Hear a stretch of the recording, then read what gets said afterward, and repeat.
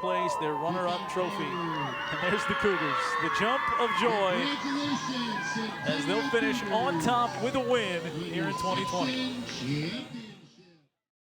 139 goals. Has that sunk in yet, Khyah? I mean, kind of. Obviously, I couldn't have done it without my team. All those goals come from the hard work of my teammates, so I thank them a lot. But for them getting me the chances, I'm just grateful to even have this season. So, yeah. So high-pressure PK situation today. What was going through your head as you stepped up to the line? I mean, it was a lot of pressure. The Blaine fans were putting a lot of pressure on me, but taking them a lot in my career, and so it's just a process and just a continuous 1, 2, 3, and then hit it, and that's exactly what I did and buried it. So, well, it worked, definitely. Yeah. What has this Cougar program meant to you, Khyah? I mean, I've developed a lot, and to play with these girls, like my best friends, is obviously so fun to me, and for them always being there for me, so it's really developed me as a player too. Well, we're thrilled you're staying inside Minnesota to move on to play for the Gophers. What are you most looking forward to here the next year? Obviously playing with my sister again, playing with her my entire career, and I don't know, just stepping up to the next level and seeing what I can do, and just meeting new people at the U, and just excited overall for the college level. Well, great job, Khyah. Amazing career, but thanks so much. Thank you. Sarah Strating, come on over here. Another goal scorer here in this championship game. Sarah, how did you get yourself open to sink this one today? Their D was wide open, and then Brooklyn was looking on the other side. I yelled out to her. She made a beautiful pass right in the middle of the defense, and I ran through and got the goal. You have another year to be able to come back here for the Cougars, but what has this season meant to you to be able to play this year?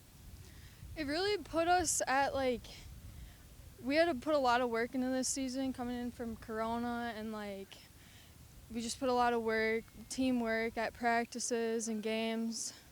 There's a lot of teamwork.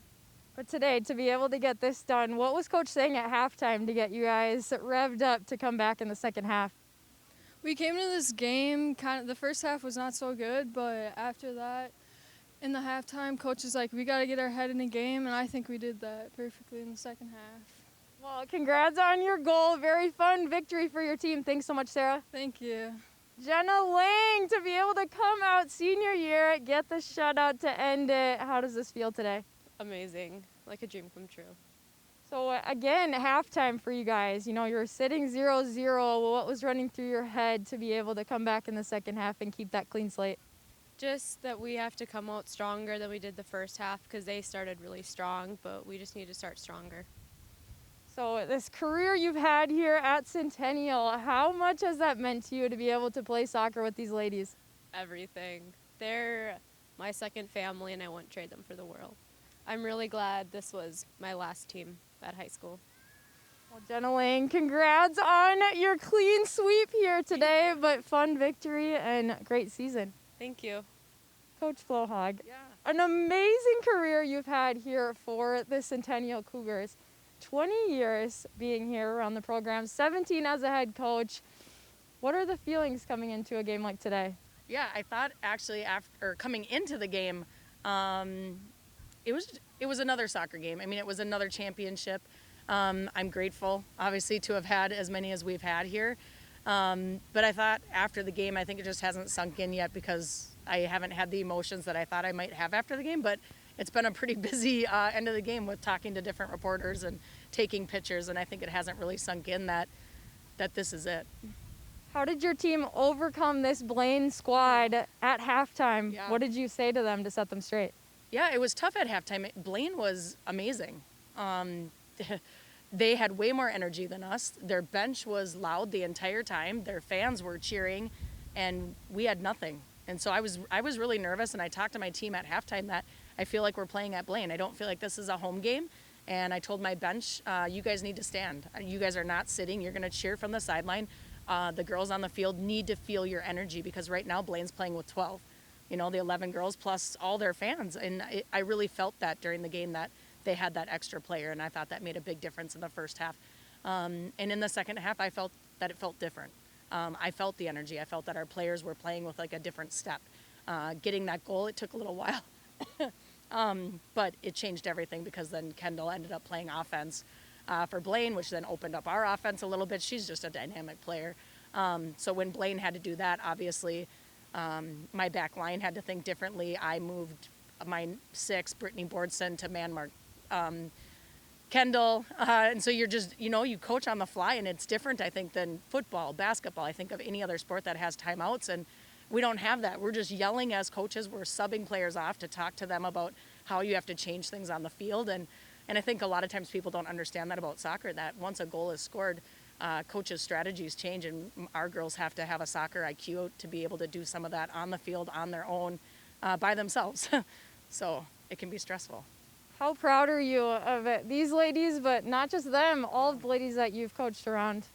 Yeah, I am super prideful, just being a teacher here, a coach here. I live here, and so I just have a lot of pride for Centennial. I'm excited about my next step to be an assistant activities director, because I can be prideful of all of our sports and not always just talk about soccer. But I think obviously soccer will always have a special place in my heart, and it'll be sad next year come August, and whoever takes over, obviously I'll be watching. My daughter, my son will both be playing for the high school next year, so I'll still be around. Ginger, we thank you so much for the impact you've had here at the Cougars soccer, and we are so grateful to have your time here. But thank you so much, Ginger. Take care with the rest of everything in your life. We're excited. Thank you. Well, JW, this has been a very fun playoff game, but we'll send it back to you.